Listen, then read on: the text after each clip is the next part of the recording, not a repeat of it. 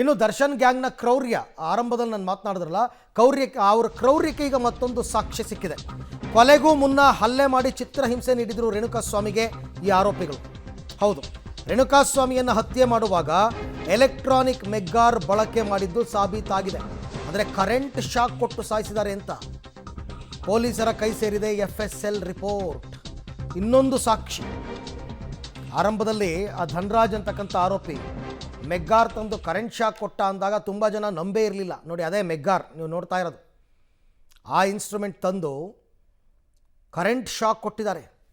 ಕೊಲೆಗೂ ಮುನ್ನ ಹಲ್ಲೆ ಮಾಡಿ ಚಿತ್ರಹಿಂಸೆ ನೀಡಿದರು. ಅದೆಲ್ಲದಕ್ಕೆ ಸಂಬಂಧಪಟ್ಟ ಮಾಹಿತಿಯನ್ನು ಈಗ 1 ಗಂಟೆಯಿಂದ ನಾನು ಕೊಡ್ತಾನೇ ಇದ್ದೀನಿ. ಇದೇ ವೇಳೆ ಆರೋಪಿ ಧನರಾಜ್ ಎಲೆಕ್ಟ್ರಾನಿಕ್ ಮೆಗ್ಗಾರನ್ನು ತಂದಿದ್ದ. ಈ ಎಲೆಕ್ಟ್ರಾನಿಕ್ ಮೆಗ್ಗಾರನ್ನು ಬಳಸಿ ರೇಣುಕಾಸ್ವಾಮಿಯ ಮರ್ಮಾಂಗಕ್ಕೆ ಕರೆಂಟ್ ಶಾಕನ್ನು ಕೊಡಲಾಗಿತ್ತು. ಹಾಗಾಗಿ ಹಲ್ಲೆಗೊಳಗಾಗಿ ಅರೆಪ್ರಜ್ಞಾವಸ್ಥೆಯಲ್ಲಿದ್ದಂತಹ ರೇಣುಕಾಸ್ವಾಮಿಗೆ ಕರೆಂಟ್ ಶಾಕ್ ಬೇರೆ ಕೊಟ್ಟಿದ್ದಾರೆ. ಈ ವೇಳೆ ಡ್ರಾಮಾ ಮಾಡ್ತೀಯ ನೀನು ಅಂತ ಹೇಳಿ ಮೆಗ್ಗಾರ್ ಬಳಸಿ ಶಾಕ್ ಕೊಟ್ಟಿದ್ದಾರೆ. ಕರೆಂಟ್ ಶಾಕ್ನಿಂದ ರೇಣುಕಾಸ್ವಾಮಿ ಸಾವನ್ನಪ್ಪಿದ್ರ ಅನ್ನೋ ಅನುಮಾನ ಕೂಡ ಮೂಡಿತ್ತು. ಬಟ್ ಅದು ತಲೆಯಲ್ಲಿ ರಕ್ತಸ್ರಾವದಿಂದ ಅಂತ ಪೋಸ್ಟ್ಮಾರ್ಟಮ್ ರಿಪೋರ್ಟ್ ಹೇಳ್ತಾ ಇದೆ.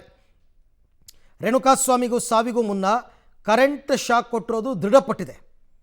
ಆದರೆ ಕರೆಂಟ್ ಶಾಕ್ನಿಂದಲೇ ರೇಣುಕಾಸ್ವಾಮಿ ಸಾವನ್ನಪ್ಪಿಲ್ಲ ಅಂತಲೂ ಕೂಡ ರಿಪೋರ್ಟ್ ಹೇಳ್ತಾ ಇದೆ. ಬಹುತೇಕ ಎಲ್ಲ FSL ವರದಿಗಳು ಸದ್ಯ ಪೊಲೀಸರ ಕೈ ಸೇರಿದೆ. ಈ ಬಗ್ಗೆ ಕೂಡ ಮತ್ತಷ್ಟು ಮಾಹಿತಿ ನನ್ನ ಕೊಲೀಗ್ ನರಸಿಂಹಮೂರ್ತಿ ಅವರಿಂದ ಪಡ್ಕೊಳ್ಳೋಣ. ಮೂರ್ತಿ, ಈಗ ಮೆಗ್ಗಾರನ್ನು ಬಳಸಿ ಕರೆಂಟ್ ಶಾಕ್ ಕೊಟ್ಟಿದ್ರು ಅಂತಕ್ಕಂಥದ್ದು ಅದು FSLನಲ್ಲಿ ಯಾವ ರೀತಿ ದೃಢಪಟ್ಟಿದೆ, ಹೇಗೆ ಪ್ರೂವ್ ಆಗಿದೆ ಅಂತಕ್ಕಂಥದ್ದು ಗೊತ್ತಿಲ್ಲ. ಜೊತೆಗೆ ಇದರಿಂದ ಅವರ ಕ್ರೌರ್ಯತೆಗೆ ಇದು ಇನ್ನೊಂದು ವ್ಯಾಲ್ಯೂ ಅಡಿಷನ್ ಅಂತ ಹೇಳ್ಬೋದಾ, ಹೇಗೆ ಅಂತ? ಅರವಿಂದ, RR ನಗರದ ಪಟ್ಟಣಗೆರೆಯ ಶೆಡ್ನಲ್ಲಿ ರೇಣುಕಾಸ್ವಾಮಿಯ ಮೇಲೆ ಇವರು ಮನಸೋ ಇಚ್ಛೆ ಯಾವಾಗ ಹಲ್ಲೆಯನ್ನು ನಡೆಸಿದ್ರು, ಆತ ನಿತ್ರಾಣಗೊಂಡಿದ್ದ ಪ್ರಜ್ಞಾಹೀನ ಸ್ಥಿತಿಯಲ್ಲಿದ್ದ. ಈ ಸಂದರ್ಭದಲ್ಲಿ ಧನರಾಜ್ ಈತನಿಗೆ ವಿನಯ್ ಹೇಳಿ ಮೆಗ್ಗಾರನ್ನು ತರಿಸ್ತಾನೆ. ಈ ಹಿಂದೆ ಹಲವಾರು ಬಾರಿ ಯಾರು ಆ ಒಂದು ಶೆಡ್ನಲ್ಲಿ ಇದ್ದಂತಹ ವೆಹಿಕಲ್ಗಳನ್ನು ನೋಡಿದಂತಹ ಸಂದರ್ಭದಲ್ಲಿ ಯಾರು ಫೈನಾನ್ಸನ್ನು ತೆಗೆದುಕೊಂಡು ಹಣವನ್ನು ಕಟ್ಟಿರೋದಿಲ್ವೋ ಸಕಾಲಕ್ಕೆ, ಅಂಥವ್ರನ್ನ ಕರ್ತಂದು ಟಾರ್ಚರ್ ಮಾಡೋದು, ಕರೆಂಟ್ ಶಾಕನ್ನು ಕೊಡೋ ಕೆಲಸವನ್ನು ಈ ಹಿಂದೆ ವಿನಯ್ ಮಾಡಿದ್ದ.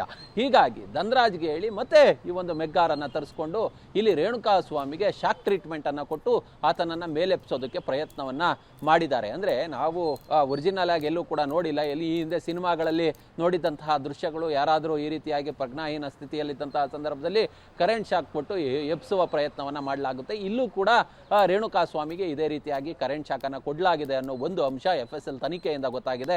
FSL ಇದೀಗ ಆ ರಿಪೋರ್ಟನ್ನು ಪೊಲೀಸರಿಗೆ ಕೊಟ್ಟಿದೆ.